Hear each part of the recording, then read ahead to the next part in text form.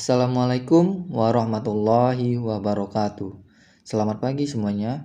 Pertama-tama marilah kita panjatkan puji syukur kehadiran Allah Subhanahu wa taala yang telah memberikan kita nikmat iman, nikmat sehat, serta nikmat kesempatan sehingga bisa mengikuti perkuliahan ini. Salawat berbingkaikan salam kita hadiahkan kepada Nabi besar Muhammad Sallallahu Alaihi Wasallam. Mudah-mudahan dengan seringnya bersolawat kita bakal mendapat syafaat beliau di yaumil akhir nanti. Baiklah, perkenalkan nama saya Amal Irnando selaku moderator yang akan memandu jalannya presentasi pada kesempatan kuliah ini. Adapun anggota kelompok saya, Angga Saputra, Dea Aprilia, dan Devi Mela Setiawati. Adapun judul yang akan kami bahas yaitu pengantar sejarah peradaban Islam.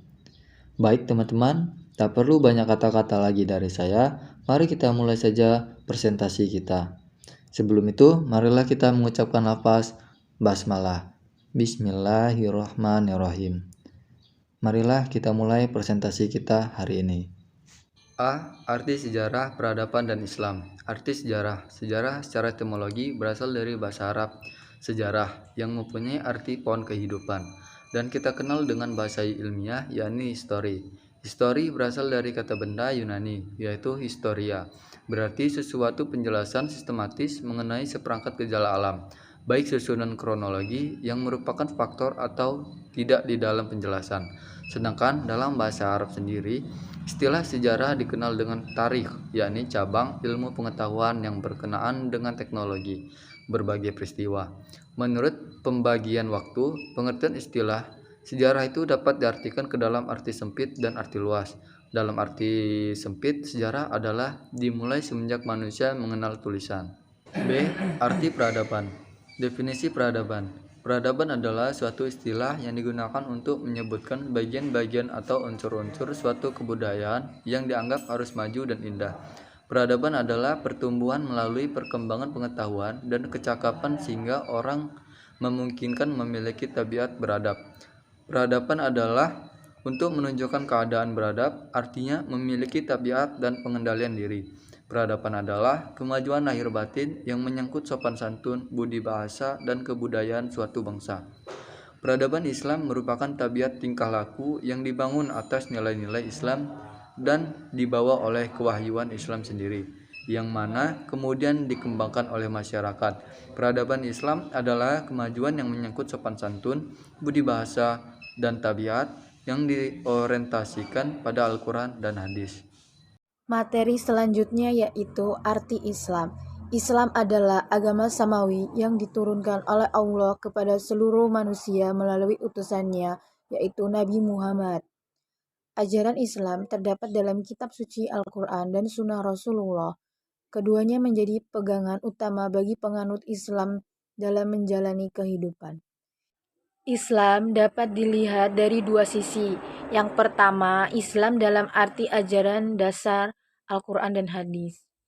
Sebagian dari muatan ajaran yang ada yang tidak memerlukan dan penafsiran yang disebut qot'i al-dilalah, ayat muhkamat, dan sebagian lagi memerlukan penafsiran yang disebut zani al-dilalah, ayat mutasyabihat.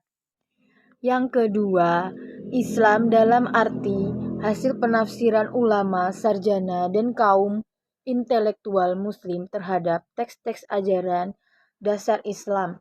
Kelompok ayat mutasyabihat. B. Diskursus kebudayaan dan peradaban. 1. Pengertian peradaban. Kata peradaban seringkali diberi arti yang sama dengan kebudayaan, tetapi dalam bahasa Inggris terdapat perbedaan pengertian antara kedua istilah tersebut. Istilah civilization untuk peradaban dan kultur untuk kebudayaan.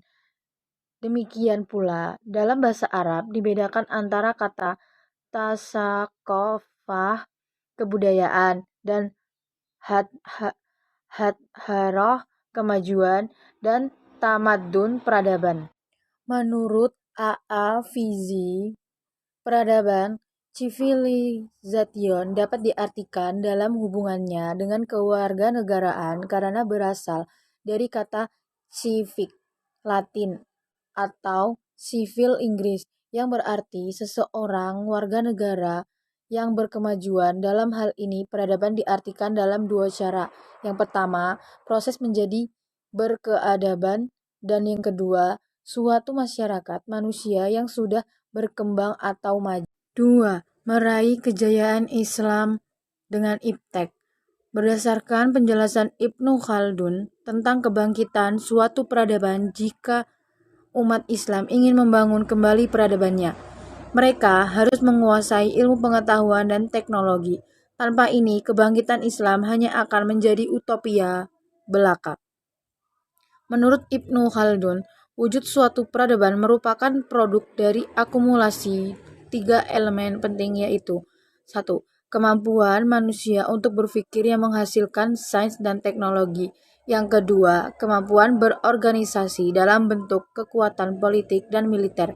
Yang terakhir, kesanggupan berjuang untuk hidup. Jadi kemampuan berpikir merupakan elemen asas suatu peradaban. Baik, selanjutnya materi akan disampaikan oleh Dea Aprilia. Baiklah, saya akan melanjutkan presentasi dari Depi. Yang C, hubungan Al-Quran dan hadis dengan peradaban. Dalam keyakinan umat Islam bahwa Al-Quran adalah firman Allah Subhanahu wa Ta'ala yang diturunkan kepada Nabi Muhammad SAW, yang membacanya bernilai ibadah. Di samping Al-Quran, hadis adalah sabda perkataan qaul, perbuatan fi'li, ketetapan takri, dan sifat yang disadarkan kepada Nabi Muhammad SAW dalam proses sejarah. Ulama dalam berbagai generasi berusaha menangkapkan maksud Allah yang terdapat dalam kitabnya. Oleh karena itu, ulama menentukan berbagai cara dalam memahami maksud-maksud Allah. Karena banyak cara yang digunakan oleh ulama dalam memahami Al-Quran, ulama kemudian dikelompokkan ke dalam berbagai aliran sesuai dengan kecenderungan. Dalam memahami Al-Quran, sebagian ulama cenderung pada pendekatan kualitas keutamaan struktural. D. Metodologi penulisan sejarah. 1. Sejarah lisan merupakan upaya mengetahui kejadian masa lalu yang dilakukan dengan teknik wawancara pada tokoh atau pelaku secara sejarah yang berkaitan dengan kejadian atau tema tertentu. 2. Sejarah sosial merupakan penulisan sejarah yang berkaitan dengan tema-tema sosial seperti kemiskinan. 3. Sejarah kota. Sebagaimana sejarah sosial, permasalahan yang menjadi bidang kajian sejarah kota juga sangat luas. 4. Sejarah pedesaan. Sejarah pedesaan adalah sejarah yang secara khusus meneliti tentang desa. 5. Sejarah ekonomi. Sejarah ekonomi merupakan salah satu unit penulisan sejarah yang mempelajari berbagai faktor yang menentukan jalannya perkembangan perekonomian. Oke, selanjutnya akan dilanjutkan oleh Angga Saputra. Baik, saya akan melanjutkan presentasi dari Dea. 6. Sejarah kebudayaan merupakan kajian historis yang membahas tentang pola-pola kehidupan, morfologi budaya, dan kesenian. 7. Sejarah lokal. Beberapa tema yang merupakan objek penulisan sejarah lokal adalah dinamika masyarakat pedesaan, interaksi antar suku bangsa dalam masyarakat majemuk, dan lain-lain. 8. Sejarah wanita. Bidang kajian dari sejarah wanita ini di antara lain meliputi tentang peranan wanita dalam berbagai sektor sosial ekonomi, biografi tokoh wanita, gerakan-gerakan wanita, sejarah keluarga di mana peran wanita di sini sangat dominan. 9. Sejarah agama. Kajian dalam sejarah agama antara lain meliputi sejarah awal lahirnya agama-agama di dunia, aliran-aliran agama pada agama-agama tertentu. 10. Sejarah politik. Sejarah politik merupakan sejarah yang mengkaji tentang masalah-masalah pemerintahan, kenegaraan, dan termasuk partai-partai politik dan power kekuasaan. 11. Sejarah pemikiran. Sejarah pemikiran dapat didefinisikan sebagai the study of the rule, ideas in historical event and process. 12. Sejarah kuantitatif. Sejarah kuantitatif adalah penggunaan metode kuantitatif atau teknik matematika dalam penulisan sejarah. 13. Sejarah mentalitas. Tema-tema yang menjadi objek studi sejarah mentalitas antara lain meliputi mentalitas revolusioner, kontrarevolusioner, orang-orang militan, kaum anarkis. 14. Biografi merupakan sejarah tentang perjalanan hidup seseorang, misalnya biografi Ki Hajar Dewantara, Soeharto, dan lain sebagainya. Yang terakhir, kesimpulan. Sejarah peradaban Islam adalah kejadian-kejadian masa lampau yang merupakan produk budaya yang dihasilkan oleh orang-orang Islam di bawah naungan pemerintah Islam, atau sikap khusus yang berangkat dari dasar dan nilai-nilai ajaran Islam. Sejarah peradaban Islam tidak hanya berupa peninggalan masa lampau, melainkan juga pemikiran-pemikiran masa lalu yang masih ada dan bisa kita pelajari saat ini. Peradaban Islam bermula ketika agama Islam diturunkan ke dunia melalui Nabi Muhammad. Sejak itulah peradaban Islam lahir dan menancapkan diri dalam sejarah dunia. Nabi Muhammad membawa ajaran Islam dengan nilai-nilai yang telah disampaikan kepada manusia, membawa sepanjang masa kenabiannya, baik berupa kitab suci Al-Quran ataupun melalui tingkah laku dan petunjuk-petunjuk beliau. Demikian presentasi dari kelompok kami. Apabila ada kekurangan atau kesalahan, kami meminta maaf. Kepada Allah kami meminta ampun. Akhir kata, wassalamualaikum warahmatullahi wabarakatuh.